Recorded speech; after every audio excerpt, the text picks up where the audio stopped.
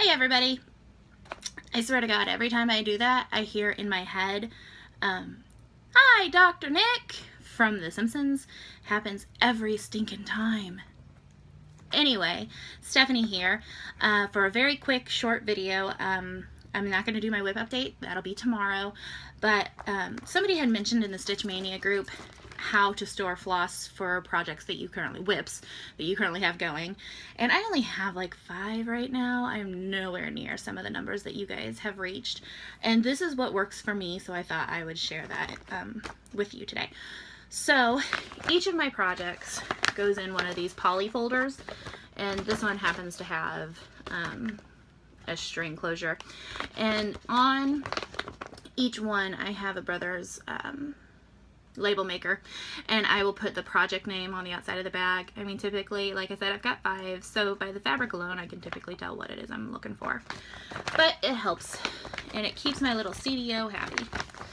And inside that bag, and this has actually evolved since I started stitching like 3 months ago.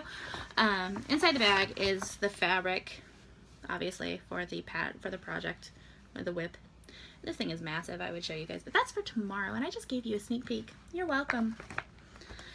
And this is how I store my floss. And this is actually, I had asked on the Stitch Mania Facebook group how people stored all of their projects, because at 5 I'm already wigging out a lot.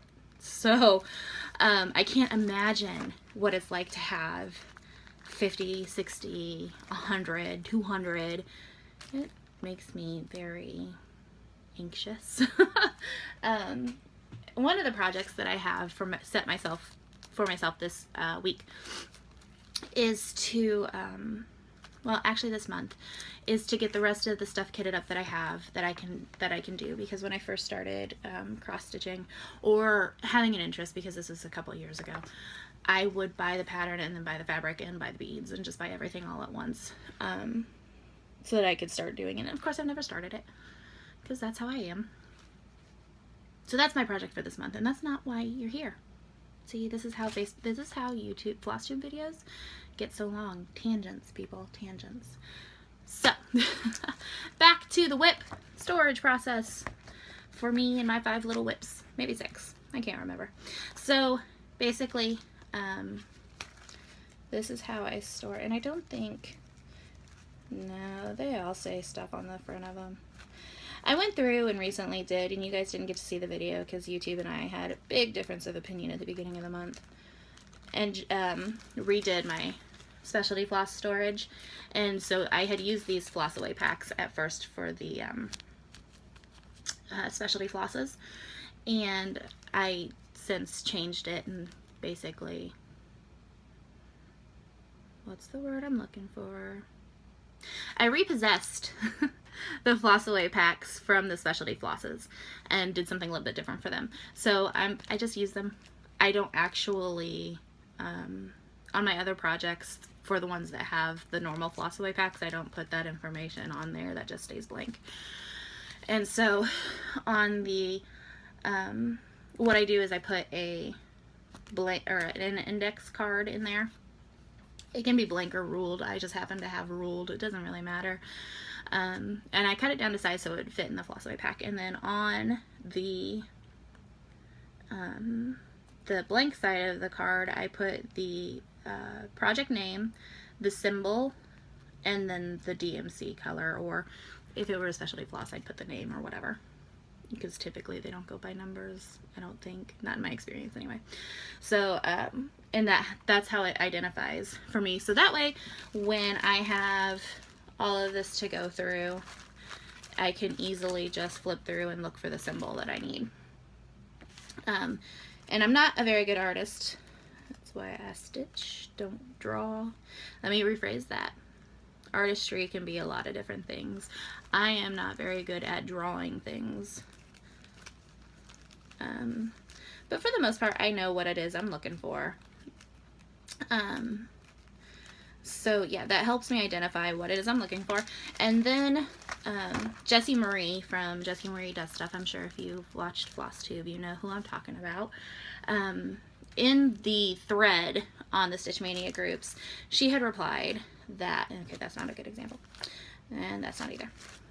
Some of these, I found this method after I had started the project, so some of them have full skeins in them and some of them don't. This one is a good one. So she said that she has a master set of DMC, and I've heard multiple people say they have a master set of DMC, but that I had no idea what that meant. At the time, what I was doing is taking out all the floss, putting the bobbinated floss into the bags, and then each time I changed my WIP, I would have to go through and find where that last bobbin was, because that's where my thread was. And it was driving me nuts. There had to have been a better way, and I have found one that works for me. Doesn't mean it's right, doesn't mean it's gonna work for you, but this is what works for me. And so what she does, and I don't know, this is what I've adopted from hers. She takes her master set, which is right, okay, this is backwards. Those boxes right there in the back on the shelf. Okay, that is my master set of DMC. And so what I did is I grabbed those one night, grabbed my active WIPs, and then did this, basically. If it is a 2/2 project, or even 2/1, whatever, if you're using 2 threads, she used 4 feet of thread. Yes, because she uses the loop start method, so that's actually 2 feet by the time that you do your loop start. And then if it's over 1, so just 1 strand, it was only 2 feet that she would do, so that way everything was the same. And so I kind of took that and adapted it because, and I'm sure she probably has her own method of doing it as well, but what I do is I just take an arm length. So if it's over 2, I just 4, and that's the length of it. And then if it's over 1, it would just be 2 to get a longer length. And right now that really seems to be working for me. So that is how I store my WIPs and do my floss for them.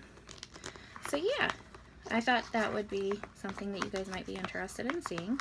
So tell me how you store your WIPs and your floss. I would love to get more ideas, because like I said, I'm still kind of new at it, and this is the way that works for me now, but it may not be the way that it works for me later. It might not work for me when I actually start a serious HAID. So yeah, let me know. Talk to you later, guys. Happy stitching.